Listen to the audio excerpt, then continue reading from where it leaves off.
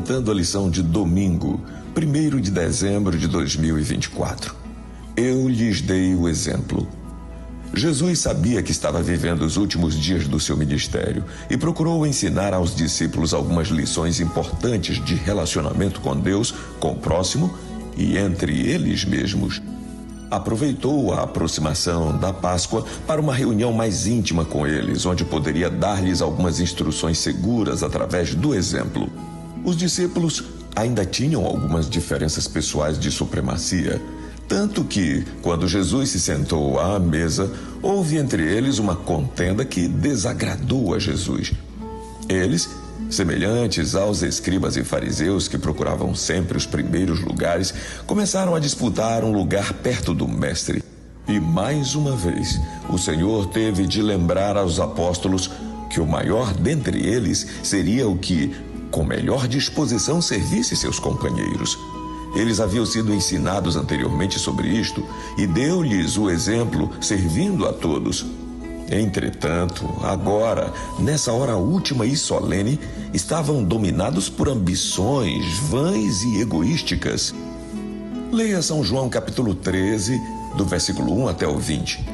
O que aconteceu naquele momento e por que essa história é tão importante?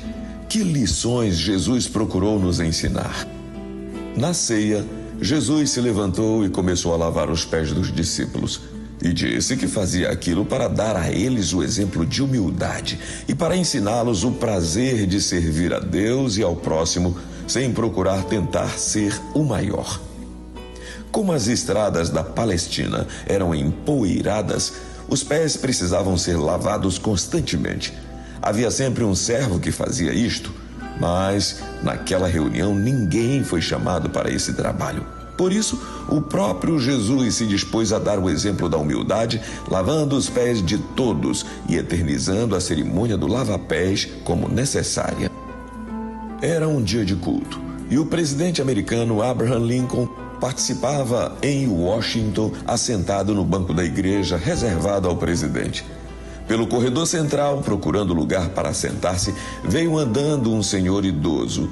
Não encontrando lugar vago, preparava-se para voltar, quando um longo braço se destacou do banco presidencial e uma voz bondosa acompanhou o gesto. "Sente-se aqui comigo." Era a voz do presidente.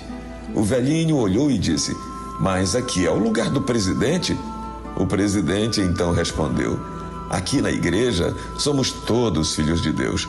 Pode sentar-se, meu irmão, e participe do culto." Isso foi humildade e grandeza ao mesmo tempo, e usou o exemplo e o ensino de Jesus sobre a humildade e o privilégio de servir aos outros. Que Deus nos abençoe.